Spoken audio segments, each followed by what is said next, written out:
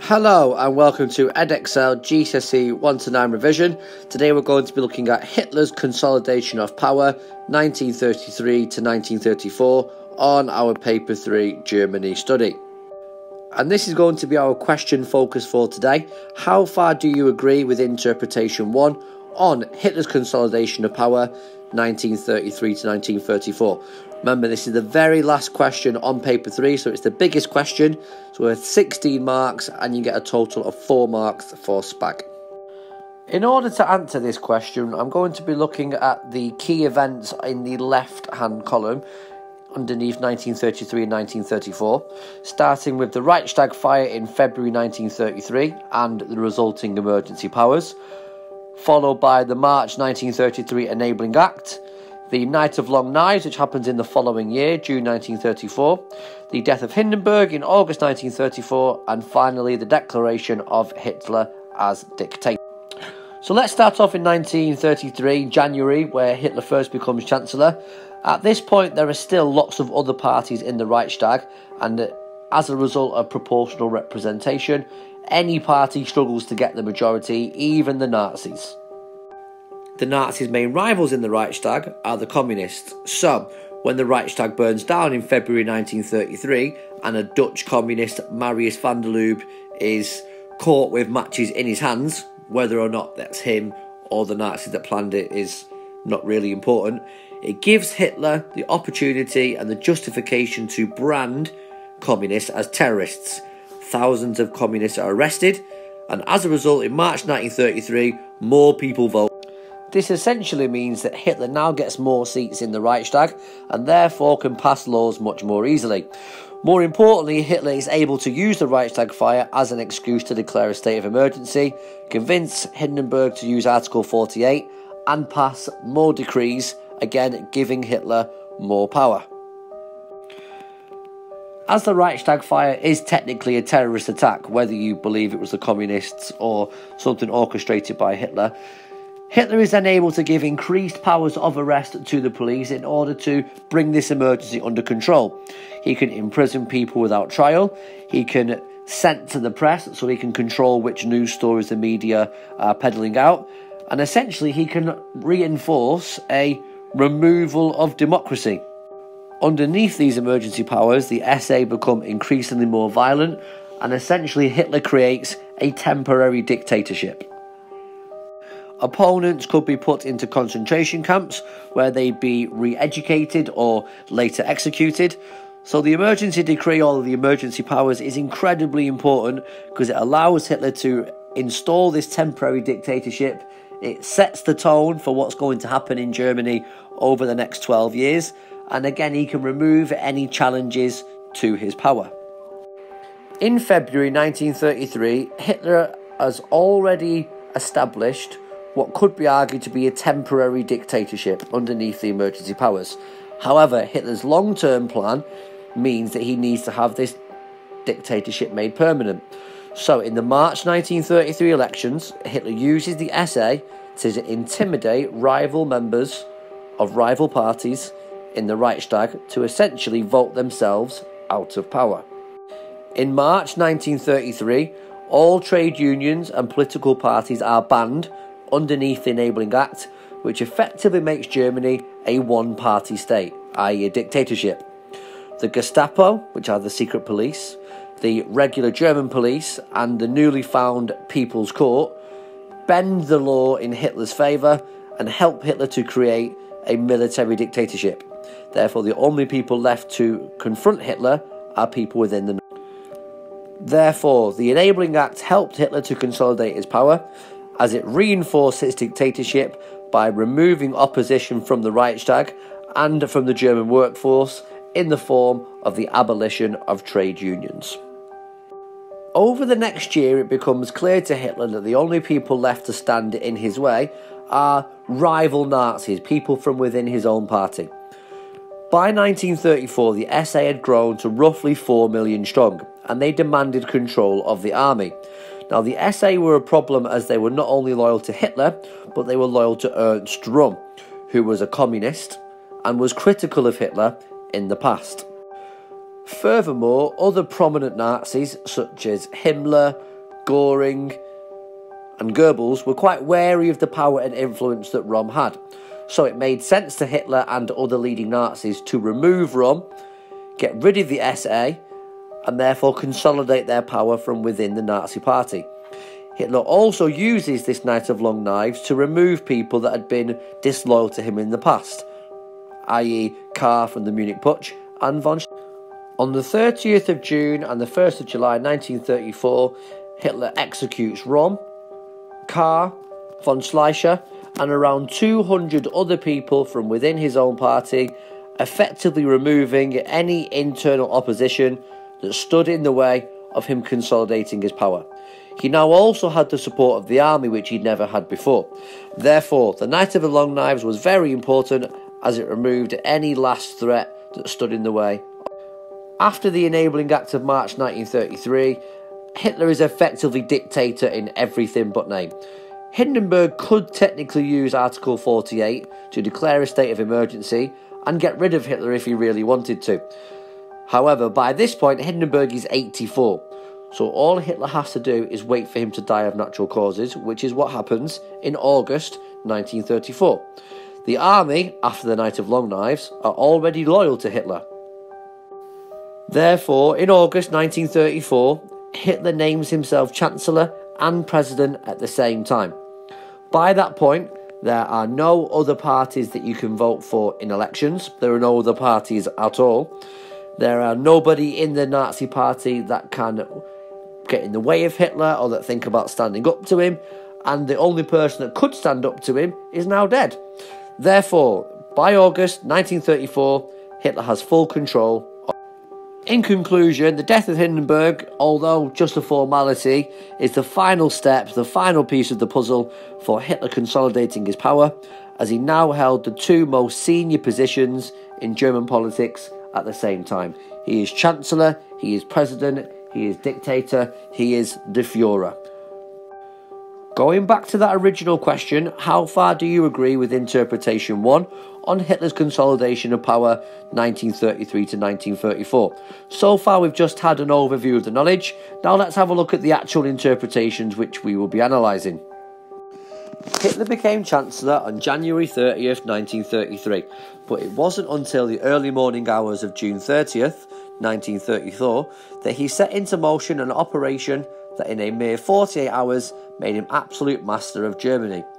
It was a scenario that rivalled anything concocted on a Hollywood backlot. Intrigue, betrayal, scheming, brutality, nefarious characters and murder. But it was not fiction, it really happened, and as a result the stage was set for World War II. The code name was Calibri. So there's interpretation 1, and when you're doing this 20 marker, there are 5 things that you want to try and get in for each interpretation. You want to use a direct quote, you want to try and explain that person's argument in your own words, justify whether or not this person is convincing using your own knowledge, analyse tone, and then provide a final judgment.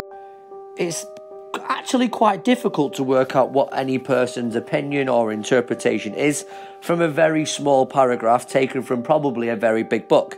For example, if we looked at the paragraph in this person's book before what you're given in the exam, it actually tells you what the purpose of the story is.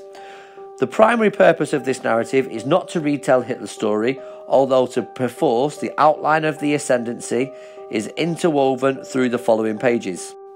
So here this historian is actually explaining that the purpose of this book is not to give us a history of Nazi Germany, but it's for him to explain his views and explain his version of events. Unfortunately, you will not get that in exams, and you've got to just try and work out what you think this person's opinion is by a few very short lines. This interpretation is actually pretty straightforward. Given the dates, this person clearly believes that even though Hitler becomes powerful, i.e. Chancellor in January 1933, it's not until June 30th, 1934, i.e. Night of the Long Knives, that Hitler clearly and once and for all consolidates his power, as you can see by the quote, makes him absolute master of Germany. So this interpretation is actually pretty straightforward. The second interpretation, I don't think, is as simple. No sooner had the Reichstag election had been held than Hitler began planning the next step on the path towards monopolising political power, bringing the non-national socialist German states into line. It was imperative, Hitler announced to his cabinet, to boldly tackle the Reich states problem. Goebbels seconded that sentiment. Time to clamp down. Germany is in the midst of a revolution. Resistance is futile. Measures had been taken to bring Hamburg into line even before the election, citing the Reichstag arson, and then the interpretation continues. So we can kind of glimpse that Hitler trying to bring the local governments on side on what appears to be the Reichstag fire and the resulting emergency powers are probably quite important to this person's interpretation. You can see from the colour-coded key at the top that I've tried to include all 5 elements for the 6D marker, and even though some of them might be a little bit jumbled up in terms of order, this is a pretty comprehensive answer. So, try and start off with an overall opinion. You should know what this is because you should have spent at least 5 minutes planning, and your opinion in your introduction should match your conclusion. If not, you're not really having a sustained argument throughout your piece. Overall, I agree with interpretation 1 that the main reason why Hitler was able to consolidate his power was due to Night of the Long Knives. This is because he removed all rivals once and for all, and with no chance of them being able to return to challenge his power in any way. So I've made a very clear judgment there in my opening introduction. It's pretty much identical to what I wrote in my conclusion, so you can see that I've got a sustained, clear, coherent judgment throughout. Remember, now you need to quote, explain that quote, try and talk about some of the tone or the language that's being used in the interpretation, and decide whether that interpretation is convincing based on your own knowledge. Interpretation 1 states that it wasn't until the early morning hours of June 30th, 1934 that, get rid of the bit of the quote that we don't really need, made him absolute master of Germany. This suggests that the Night of the Long Knives made Hitler complete ruler and was the main reason why he was able to consolidate his power. Very short quote, and I've linked that quote back to the question. Now to analyse language, it's quite dramatic. For example, Hollywood backlot, intrigue and betrayal. Yet despite the flowery and quite dramatic language that interpretation 1 uses, the basic argument is quite convincing. From my own knowledge, I know that the Night of the Long Knives was the most important step for Hitler to consolidate his power because it allowed him to remove all of his rivals both inside and outside of the Nazi Party. Ernst Röhm was the leader of the SA, an organisation that had grown so large that even the army were afraid of them. If Röhm wanted to, as he had suggested in speeches or at dinner parties, a second revolution would have been a huge challenge to Hitler. Therefore, the removal of Röhm and the SA not only allowed Hitler to consolidate his power, but also gained him a valuable ally in the military. In a mere 48 hours, Hitler eliminated all of those who stood in his way, and anyone who would challenge his power was removed. Despite the flowery language, interpretation 1 does have a convincing argument. Interpretation 2 presents a weaker argument. Even a statement like this demonstrates that you've got a cleared line of thought. You know that interpretation 1 is stronger than interpretation 2. So even though you're going to back interpretation 2 up with some old knowledge, there's nothing wrong with stating throughout the piece that you think interpretation 1 is stronger. Interpretation 2 presents a weaker argument. Interpretation 2 states that no sooner had the Reichstag election been held that Hitler began planning the next step on the path towards monopolising his power. This suggests that the early part of 1933 was the main reason why Hitler was able to consolidate his power. Words such as planning, in the midst of revolution, and resistance is futile suggests that this author believed that Hitler had already put wheels in motion to consolidate his power in 1933. From my own knowledge, I know that the Reichstag fire gave Hitler the justification to use the emergency powers in order to ban Communist Party and arrest potential rivals.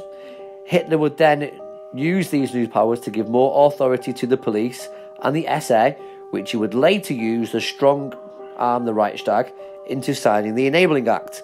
Therefore, the legal revolution in early 1933 set Hitler on the path to becoming dictator. as his position from weak chancellor to one-party state was complete in just a few months. Furthermore, his power was consolidated, and more to the point, this power was legally binding. However, interpretation 1 still has a stronger argument. There you go again, making sure that your line of thought is running throughout your piece, linking back to the in question. Even if Hitler did have legitimate consolidated power within the Reichstag, this power could be challenged and removed in just a few days by Rom. Oh, just spotted a little mistake there in the grammar. Sorry about that, guys. Therefore, interpretation 2 is a good argument for why Hitler is able to gain power in the first place, whereas interpretation 1 is a better argument for how Hitler is able to consolidate and keep that power in the long term. In conclusion, interpretation 2 makes a good case about Hitler and how he was able to get on the path towards monopolising power, and he's in the planning stage but by June 1934, as stated in interpretation 1, Hitler consolidates his power in 2 days of brutality and murder. This ruthless culling of the SA, the murder of a previous ally, and the eradication of political threats is clearly the main reason why Hitler was able to consolidate his power. Afterwards, nobody dared challenge him. Therefore, I agree with interpretation 1 over interpretation 2. Bosh!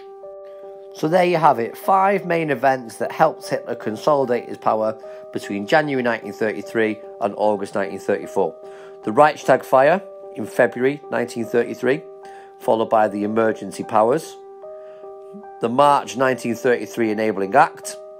Night of the Long Knives in June 30th 1934 and the 1st of July 1934. And the death of Hindenburg in August 1934. Tune in next time round for live.